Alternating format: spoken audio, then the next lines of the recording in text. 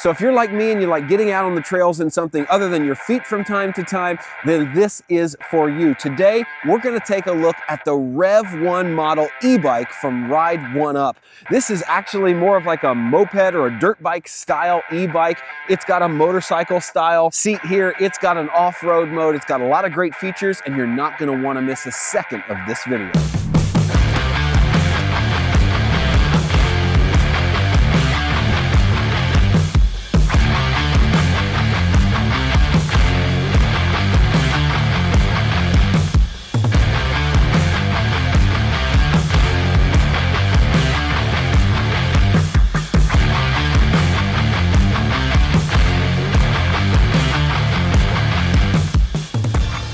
A big thank you to Ride1Up for providing this bike for me to review. They did not sponsor this video, so everything you're gonna see today is my honest and transparent thoughts. They're not gonna see it before I post it, but I am gonna leave a link in the description down below. And if you use that link to purchase, it does help to support my channel.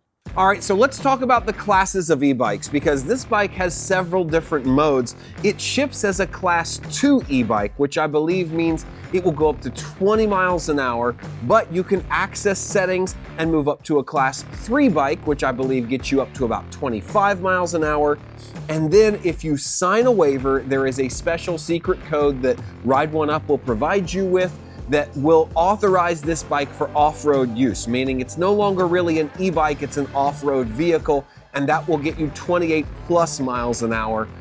That is a secret section of the settings that you have to contact Ride1Up for, and it is a little hard to go through that process, but once you do, you can access the full features of this bike, which is what I'm more than excited about, to play with the off-road capabilities.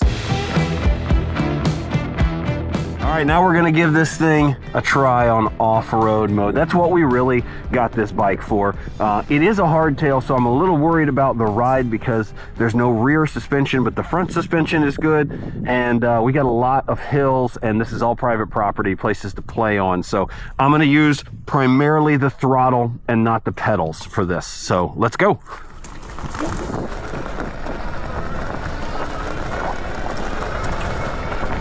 Wow, fast acceleration. We're up to 28 miles an hour already. And I had to let off the accelerator on that curve with the gravel. Much, much quicker. Going straight up this hill here. Yeah, a little lag, but definitely more power. You can feel that 1,000-watt motor pulling.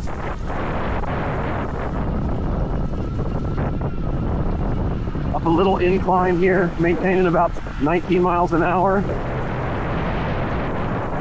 Here we'll get a straight stretch.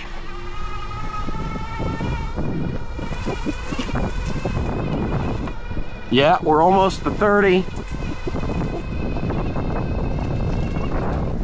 And it's cruising.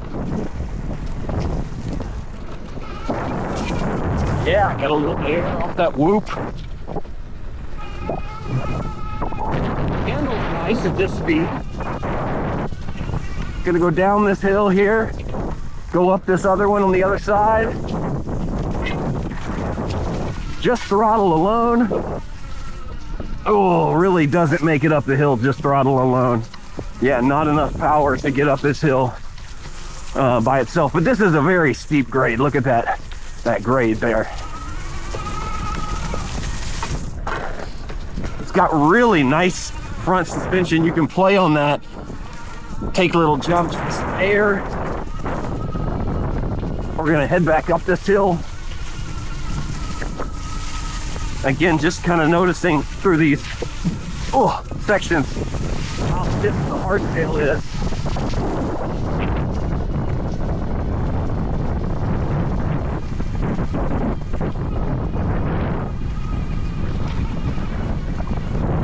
Really nice in the straightaway.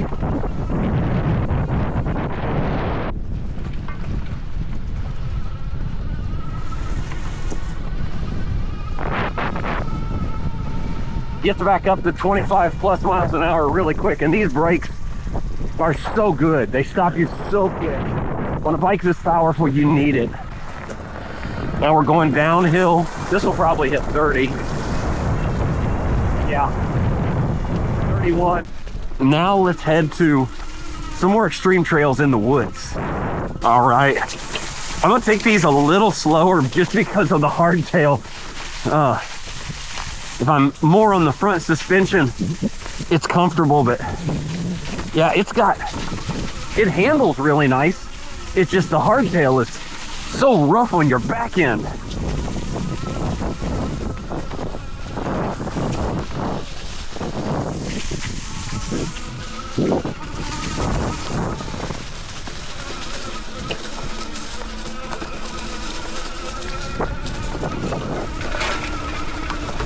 Yeah.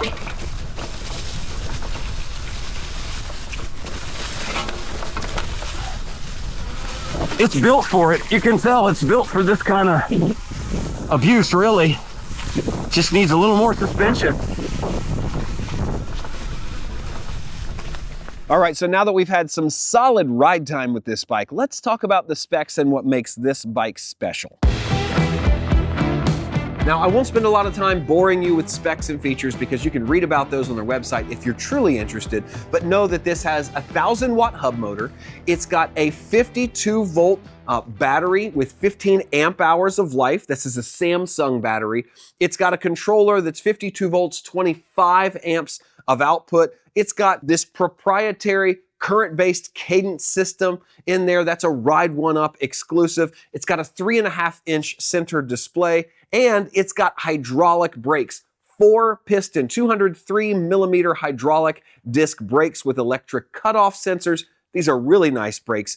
It's got 100mm rebound adjust hydraulic lockout front suspension, and it's got a really nice set of handlebars with a 25-degree sweep and a rise of 120 millimeters. I'm just reading that off the site. But the long and short is this has all the specs and features you would expect a high-quality premium e-bike to have. Let's go over just a few more real quick. So these are the wheels that come on the bike. They're 20x4s, Kenda tires, Bafang rims, and there's no spokes on these wheels. These are just hardcore off-road hubs that I think are gonna withstand a lot of abuse. And check out this headlight. It's got a huge moto-style headlight right up front, throws out a wide beam. There's highs, there's lows, and we've got a brake light in the back. So even if you're riding in kind of dusk or dark conditions, this bike has got you covered. And just to give you an idea of how it sets, I am 6 feet tall, 190 pounds, and it is a really comfortable set. I love the way these handlebars are oriented. That's one of my favorite parts about the bike. And I love the stance. You're upright, but you can also kind of get down and go forward. The way these pedals are a little more forward. They're not back here. You're not kind of doing this on a bike. I really don't like sitting up like this. I want an aggressive stance. And so it's really comfortable along with this moto or moped style seat they have here. I love the seat. So this is what a 6 foot tall man looks like on this bike.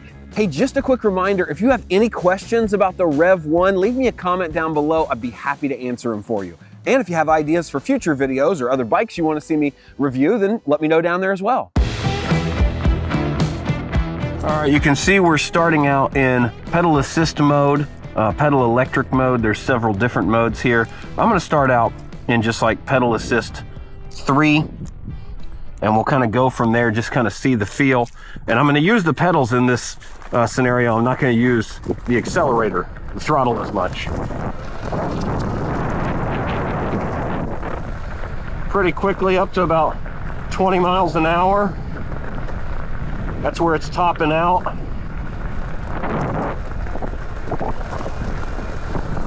Going up a slight hill here. And we're gonna turn off-road. Little tiny hill. Struggled a little bit there.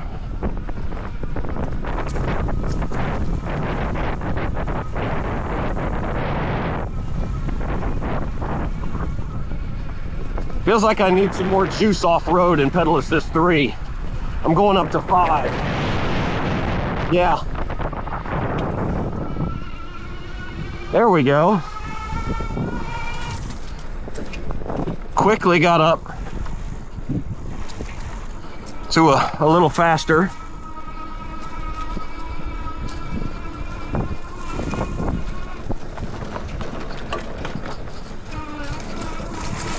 See if we can catch a little air. Yeah.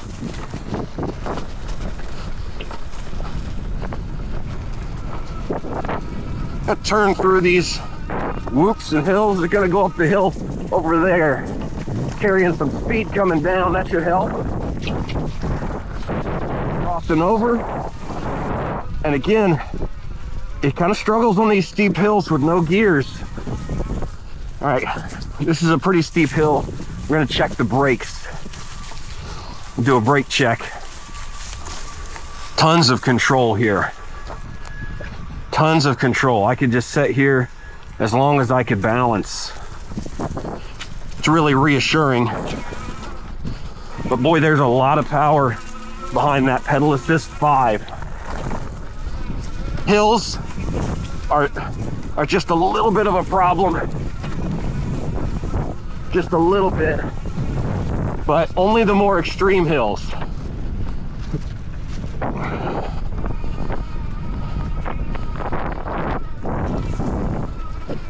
Let's do some technical riding here. We'll go between some trees.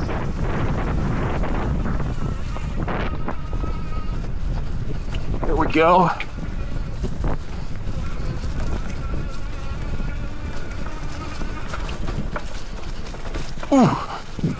Because this is a hardtail, I've got to kind of be up off the seat on big bumps. It is very bumpy off-road with this hardtail.